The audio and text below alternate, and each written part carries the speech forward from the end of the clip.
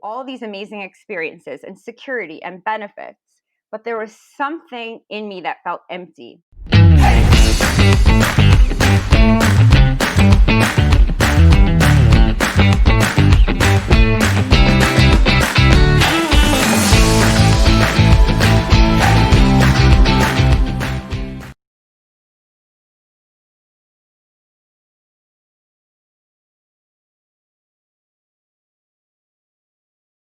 Marissa Orr, thank you for joining me on 20 Minute Leaders. How are you? Thank you for having me. I'm doing well today. Thanks. Looking forward to our chat. I'm extremely excited for our chat because I love the episodes where I get to just hear people's journey and hear about the different twists and turns they took to their nonlinear career pathways. Yet it somehow ends up with a very optimistic note of passion and curiosity, which I think is going to happen here as well. So, Marissa, tell me a little bit about your both experience as a business executive in top companies, but also now as a business owner. Yeah, so I started working at Google back in 2003, and that was before the company had gone public. I was working in New York City. I graduated college or grad school not too early, not too long before then, and I actually got the Google interview through this old Yahoo Jobs board called Hot Jobs, which people your age wouldn't know about, but anybody my age remembers it very well. There was about 50 people in the New York office at Google at the time. Now there's maybe, I don't know, 10,000. So it was a Yeah. very different place. I really got to grow up there in my career because I worked there for 13 years, all through my early, mid, late 20s and 30s. And then after 13 years, I left for a role at Facebook, and I was there for about a year and a half. And it was not the experience that I had imagined when I joined, and I go into detail about it in Lean Out, my book. But Right. essentially, it was a pretty bad experience, and everybody in my life was telling me to go back to Google. I had a great career there, or find another company in tech.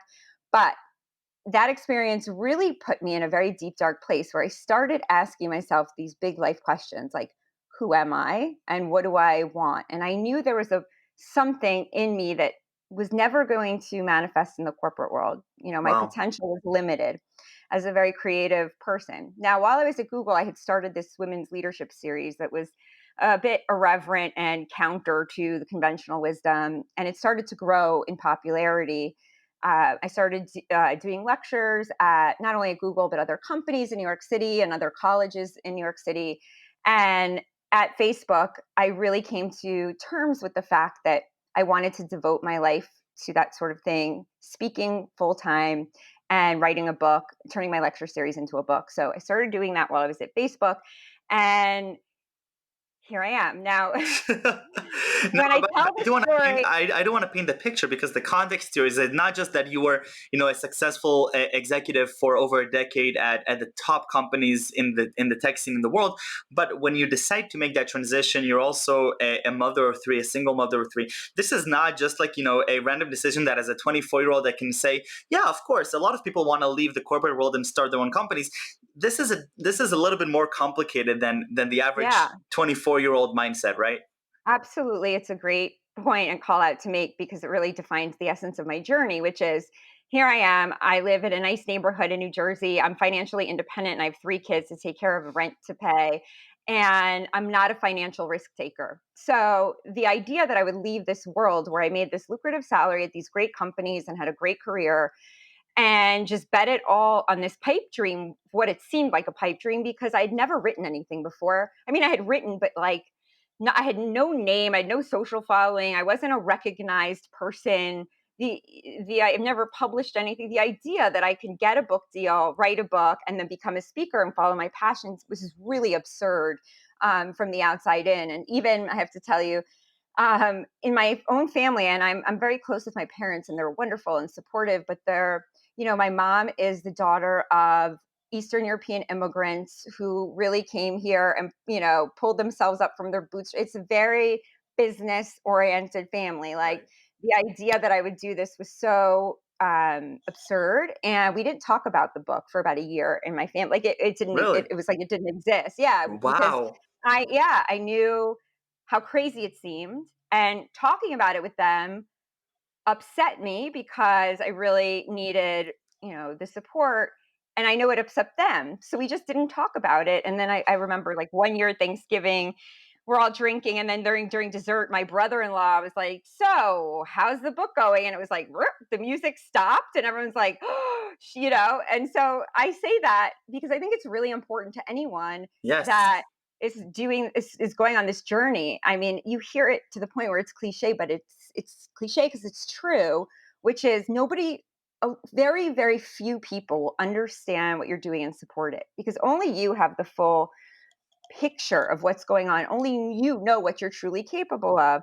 So that was really difficult for me, was to depart from the standard story of how my life was supposed to unfold, the storyline that was approved by my parents that I went along with without thinking about. And then the money piece was probably even bigger than that. So I Right. made a great salary and I had a certain amount of savings. And when I decided to do this, I knew I was going to be fired from Facebook. I had this, and I go into detail about it in the book. I got into this situation where it was just a bad situation. So knowing I was going to be fired eventually, that's when everyone was telling me, like, jump ship, go back to Google. And that's when I made the decision, you know what, I'm going to ride this out as long as I can so I can get the salary while I work on the book proposal. So one really important piece of this, so the summer of 2017, I started writing the book proposal in June of 2017. And the very first thing I did was I sat down and I Googled how to write a book. No joke. That's like Really? really, yeah, that was my first step. I did all the research. Okay, I have to write a proposal. I bought a book on how to write a book proposal. And I would wake up, keep in mind, I was still working at Facebook. So I'd wake up, I thought, when am I going to do this? I have three Right. kids. I have an hour and a half commute each way.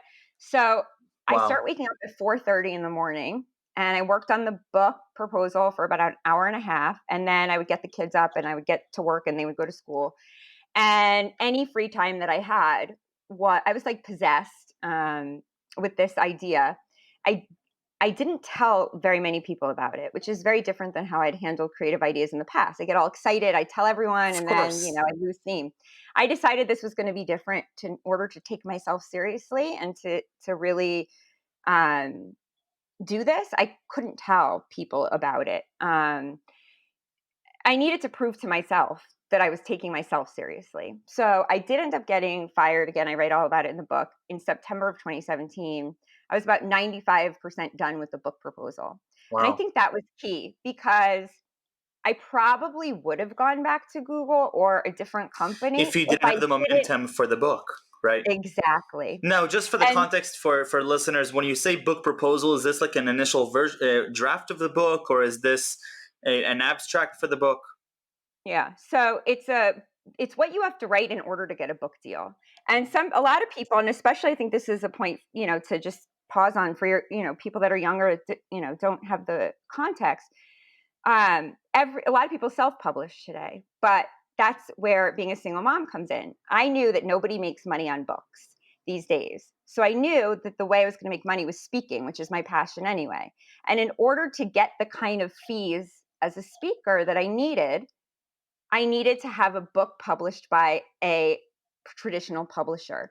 Because Okay. if I went the grassroots, scrappy, like gain a social media following, gain power that way, and then self publish or whatever, it was going to take too long. Like, I didn't have the luxury to do that. And I was starting from zero, but I knew that I really believed in my book idea and I knew it was going to be a great book.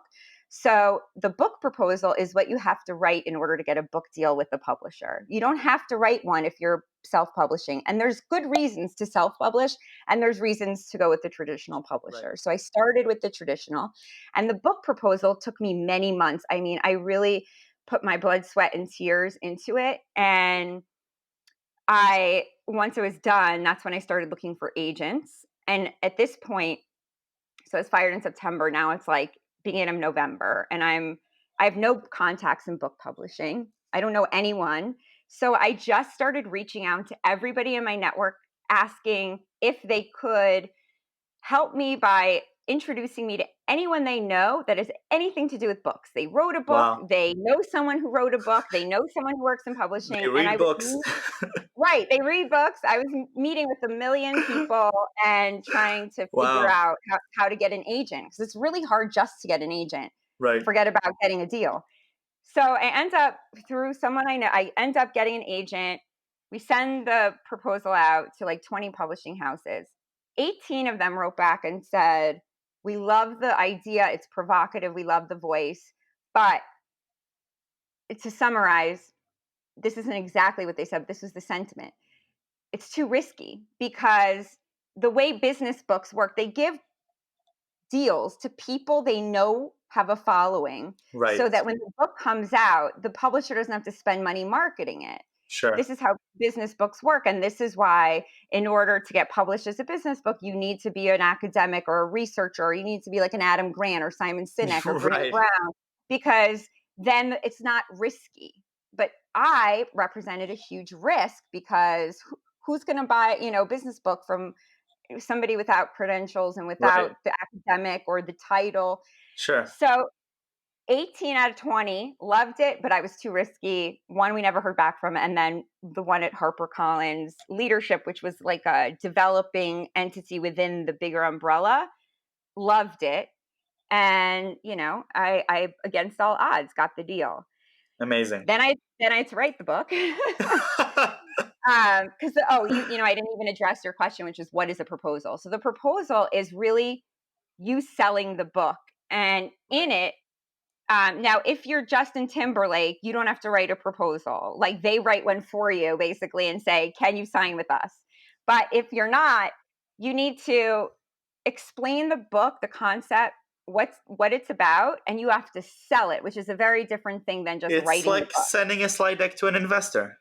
Yes, but it also has a very detailed outline of each chapter. It has like 2 or 3 sample chapters. It has a market analysis. So Oh you have to wow. do all the work for it. Oh yeah. Oh I had wow. a whole customer segmentation. I worked and I had done a lot of stuff like that at Google, a little at Facebook, where I knew how to sell something. I knew how to sell a value proposition. I knew how to market something. So I wrote that proposal like my life depended on it. And that's what a proposal is. So Wow. Okay, so talk to me a little bit about Lean Out, and then I'd love to also hear about the different speaking engagements and some of the messages that you're bringing to the world now through your journey. So what is Lean Out about? I'm guessing that it has something to do with something that Cheryl wrote, but please tell me. So Sheryl Sandberg, of course, she's the COO of Facebook, and she's the author of Lean In. And if you're a woman my age, you probably read Lean In because this came out in 2013, and it was like a bombshell, like women in leader. It's really defined modern feminism for the women of my generation. And my book is really a counter argument because the premise of Lean In really is that women are oppressed by stereotypes and bias, and that's why there's so few female executives in the corporate world and all that kind of stuff, and gender bias, all the popular themes of today. My book really is the counter argument, which essentially, it's funny, I haven't done an interview on the book in a while, so I'm like, what was my messaging? Um, so essentially, what Lean Out is about is that it's really has nothing to do with women. It has to do with the system set up in the corporate world, which are basically a corporate hierarchy for power and dominance. It's a zero sum game for power and dominance, and it was designed by titans of the industrial age for Wow. it was, and so for example, there's research that shows that compared to women, men prefer competitive zero sum work environments and they perform better in them, whereas women prefer and perform better in collaborative win win work environments. And by its nature, as a triangle, the corporate world is a zero sum game. And Right. that's number one. Number two is that compared to men, women have more life goals and they're of greater variety, whereas men have fewer and they're more focused on money and rank in their career. And so what happens is with promotions, when you get escalating management responsibility, right, that usually pre-COVID required you to be in the office for FaceTime. And that compromises the balance and flexibility that women really desire to reach a greater Right. variety of life goals.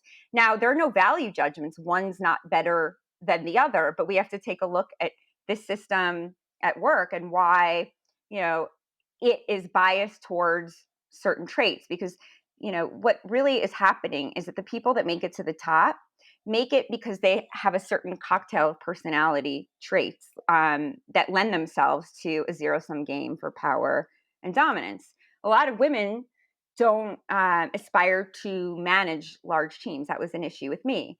And that's the only way to get promoted. And it's seen as a lack of ambition when that couldn't be further from the truth. Like, you can make an impact and have ambition without, managing large teams. In fact, I felt like being a manager diminished my impact because I'm super creative.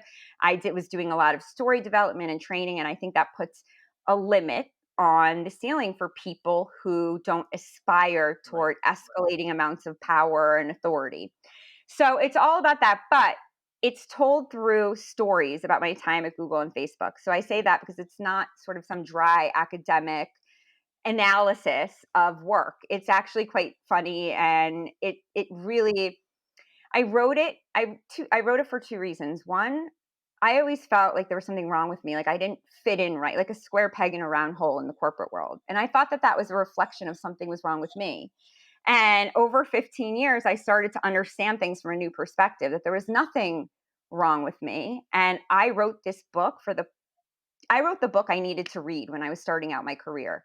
It is a very honest assessment of what that world is all about and what it requires to succeed. Whereas I didn't know what game I was playing when I started out. I just didn't understand it.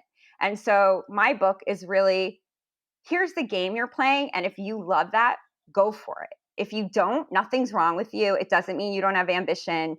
And it's just the nature of the game. You can change the rules, but you can also change how you play it.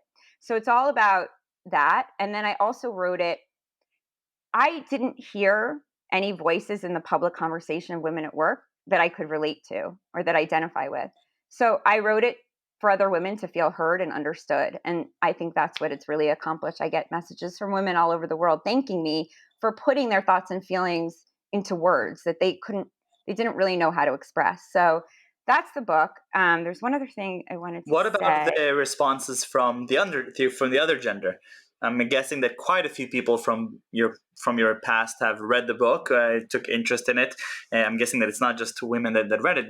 How did? Because it does sound like you're painting a picture here that it may be controversial is not the right word, but it does segment. Provocative. It is provocative. So how was the reception of that? So the reception about it being provocative, you know, everybody leading up to is like, oh, you're going to get tons of hate, man, blah, blah, blah. It's really divisive. But I think for anyone who reads it, it's not. It's common sense, because it's a perspective that they hadn't thought about. But when it's shared, it makes so much sense. And I always say, like, I never really understood why it would be provocative, because if Sheryl Sandberg and I both have a goal of helping women, and we both have two different perspectives on how to do that, it shouldn't be controversial. The women's voices shouldn't be limited to one woman who dominates the conversation, and anyone who disagrees has to be Sure. anti-woman. It's really counter to and antithetical to, like, the course of human progress, to be able to say just this one perspective Yep. means that you support women. It's not, and I think that it does a lot of damage to women. So the reception has only been really like women reaching out from, I can't tell you, it's like they write me love letters, and I love it because I clearly gave them a voice, and that's what I wanted to do. The second half of the book, I think, would be really interesting to men, and the men that have read it really appreciate it, because at the end of the day, it's not even about men and women. It's about Right. a certain type of person that does well in that world, and both men and women, they do and they don't. Maybe a little more women than men, but there's like a whole universe of men out there that can relate to a lot of the things. I did a Reddit AMA last year. That's when I really reached more men, but I think men assume that they're not going to relate because it's a female book, but then if they do read it, they end up really under like relating to it. Sure.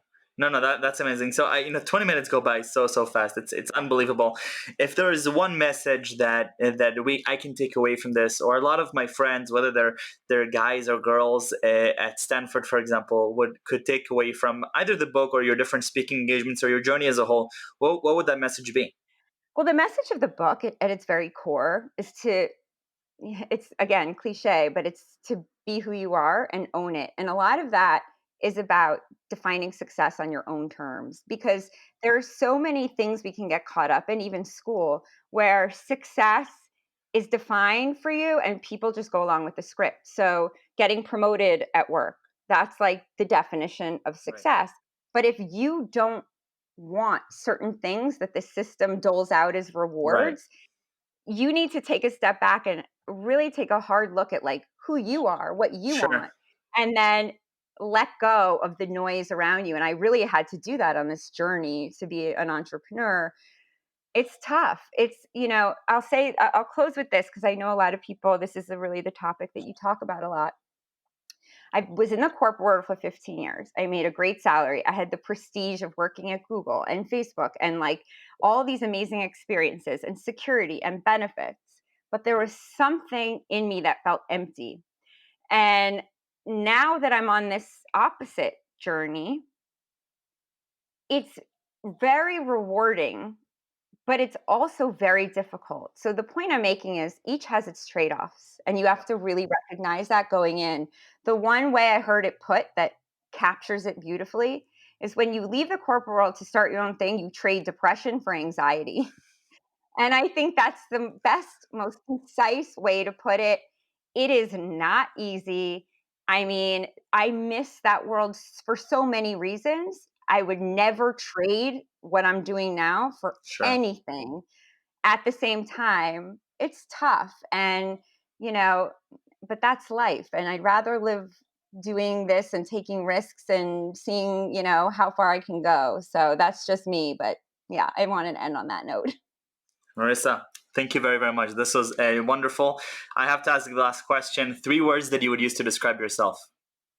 I would say creative, free spirited, and resilient.